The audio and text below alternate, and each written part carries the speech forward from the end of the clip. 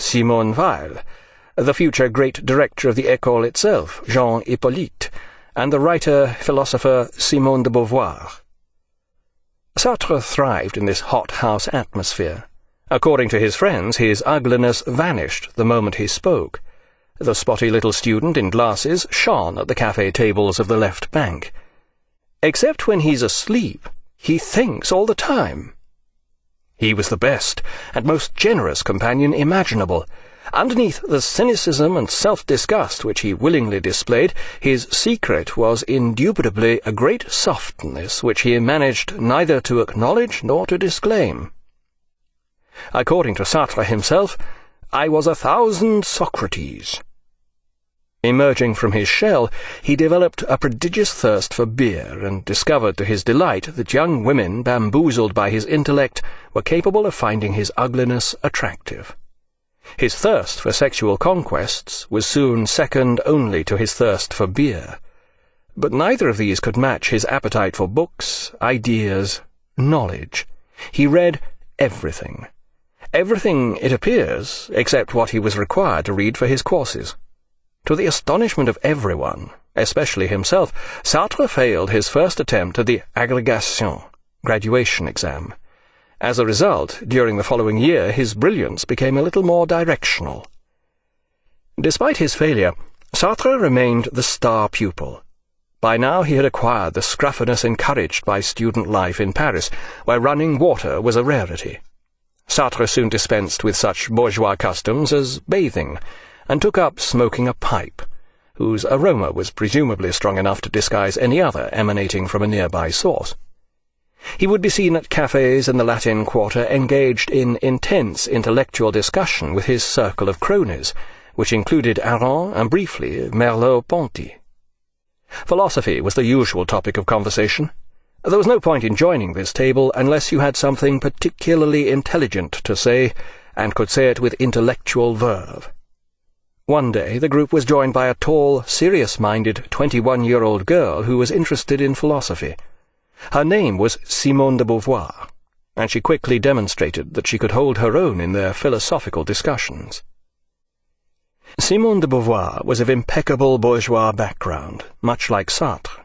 She had received an upper-class convent education, which she was now earnestly rebelling against. She quickly acquired the nickname the Beaver, a symbol of hard work and energy, according to the member of the group who christened her.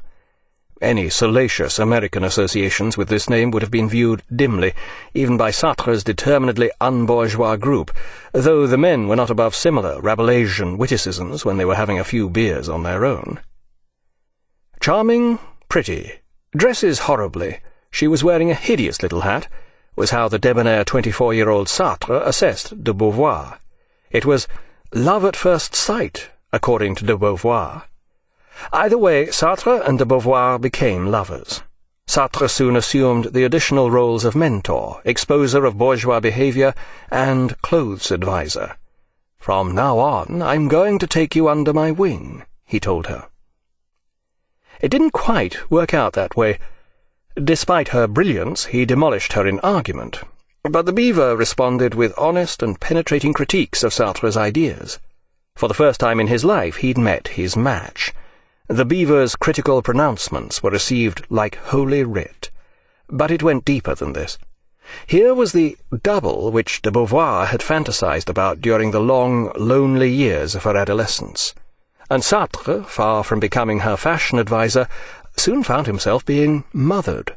Suggestions of baths, change of shirt, pimple cream, and so forth. De Beauvoir may have found her psychological double, but Sartre had also found someone who had slipped into the vacant role of sister mother. These roles were embryonic and largely unconscious to begin with, but right from the start it was obvious that this was no casual passing relationship. There could be no question of them entering into any permanent relationship. That would have been bourgeois. Even the idea of regarding themselves as a couple was philosophically unthinkable. Bourgeois domesticity, cohabitation, fiancé, conventional affection, such dangerous elements had to be avoided at all cost. No, theirs would be an open relationship, they decided, no strings attached. The student lovers studied, ate at cheap left-bank bistros, made love, discussed ideas in the cafes, in bed, walking in the Jardin de Luxembourg, and studied and read, and studied and read, and explained, and studied again during the hot summer weeks, and then they took their agrégation. When the results of the philosophy exam were posted, Sartre was first, de Beauvoir second. The cream of France's coming intellectual generation left trailing in their wake. Cosy university days over, the student lovers now had to face the real world. Teaching for de Beauvoir, military service for Sartre. In true intellectual fashion, they decided to define their relationship. Sartre stated his position. The abiding passion of his life was writing. All else would always remain secondary. Apart from writing, he believed in travel, polygamy, and transparency. After military service, he had plans to become a lecturer in Japan. He wanted to preserve their special relationship, but also enjoyed the company of other women. He refused to surrender his principle of personal liberty, therefore all notion of bourgeois fidelity was out. On the other hand, he did recognize that theirs was a special relationship. They would therefore agree to a 2-year lease. They would have 2 years of intimacy together, and then they would separate for 2 or 3 years. They would remain extremely close, but their relationship wouldn't grow stale and develop into a habit like any bourgeois relationship. The 2-year lease would ensure this. Having defined their relationship in curiously bourgeois and capitalist terms, Sartre proceeded to elaborate on this in a more emphatic philosophical manner, drawing on Kant's distinction between necessary and contingent truths. For Kant, a necessary truth was one whose denial involved a self-contradiction. For example, philosophers seek the truth. Truth-seeking is part of the definition of a philosopher, so to deny this statement involves a self-contradiction. On the other hand, to deny the statement, philosophers often talk twaddle, does not involve a self-contradiction. The statement is not necessarily true or untrue in any logical sense. Unless, that is, your definition of a philosopher includes the inability to talk twaddle. The truth of the second statement is thus contingent. Sartre proposed that throughout their 2-year lease and in the period after it, his relationship with the beaver would be necessary. Any other affairs he or she might embark upon would be considered contingent. Obtuse, unphilosophical thinkers may be forgiven for jumping to the wrong conclusion here. What did Sartre really mean? When he had a contingent relationship, it was not necessary even to tell her about it? On the contrary, this was where the third element of Sartre's travel, polygamy, transparency, life plan came into play. He wished for his relationship with de Beauvoir to be utterly clear and truthful. They would tell each other everything, and have no secrets. Viewed from a lifetime away, it is difficult for us to appreciate the novelty and daring of this relationship. Paris may have been the traditional city of lovers, but France in the 1920s remained in the stranglehold of bourgeois morality, as indeed did most civilized parts of the world, apart from Utah. The nuclear family was the foundation of conventional morality. Respectability was the order of the day, and hypocrisy was the order of the night. People broke the rules, but not publicly. Sartre and de Beauvoir came out of the closet. This was an audacious thing to do in France at the time, and their example was later to become an inspiration to intellectuals around the world. Here was an attempt to live an honest and open relationship in which both partners were independent and free. If relationships were to be rational, this surely was the way they should be. Whether or not even this relationship managed to achieve rationality is another matter, which will be discussed at a consequent stage of its development.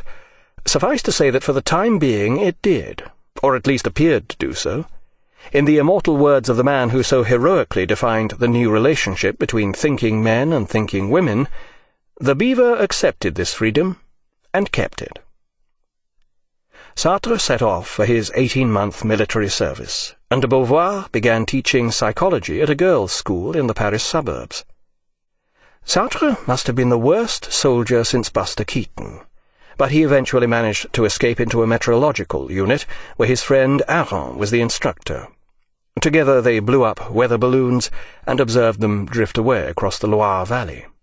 Off duty he read voraciously, again everything from philosophy to detective mags. In between times he would concentrate his exceptional mental powers and think, usually straight onto the page. The Beaver received and sent voluminous, almost daily letters in which they discussed the workings of their minds, and on the weekends they would meet. Sartre's invariable greeting, "I've thought up a new theory." In fact, he was doing very much the opposite, destroying one theory after another.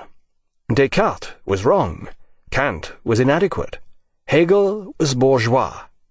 Not one of the traditional philosophies was adequate to life as it was lived in the 20th century.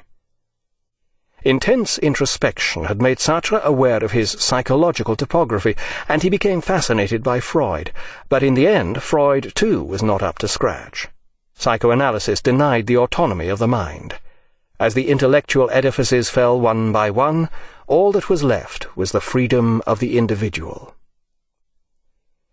The lecturer's job in Japan fell through, so after the army Sartre took up a teaching post at Le Havre, another provincial port city.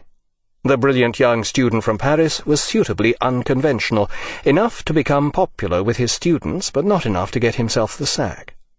One day, during the holidays, he was sitting drinking apricot cocktails with the Beaver and Aron at a café in Montparnasse. Sartre was expressing his dissatisfaction with philosophy. It never came to grips with real life. Aron disagreed with him. Hadn't he heard of the German philosopher Husserl and phenomenology? "You see, mon petit camarade, if you're a phenomenologist, you can talk about this drink, and that's philosophy." Sartre listened, spellbound. Here at last was the philosophy he had been looking for, a philosophy of the individual and his involvement in the world. Sartre applied for a grant to study Husserl, and in 1933 set off to spend a year at the French Institute in Berlin. The overall term for the philosophy that Sartre had chosen to study was existentialism. This was originated by the 19th century Danish philosopher and religious thinker Søren Kierkegaard. He believed that the only basis for a meaningful philosophy was the existing individual. Philosophy had nothing to do with detached contemplation of the world and the rational attempt to decipher the truth. For Kierkegaard, truth and experience were inextricably intertwined. We had to abandon the idea that philosophy was some kind of exact science. Previously, philosophic certainty had been based upon epistemology, which studies the grounds upon which we base our knowledge. But Kierkegaard insisted that being human meant more than thinking. We are not just reasoning minds with a body attached. Human beings are not simply, or even primarily, knowers. They also desire, choose, act, suffer, and experience a wide range of emotions which color their experience. These, too, are all an integral part of experience. They are all involved in what it means to be human. This was what real philosophy should be about, according to Kierkegaard. It should be existence philosophy, i.e., existentialism, a word he coined. Kierkegaard's philosophy stressed the irrational element in human existence, thus turning all previous philosophy on its head.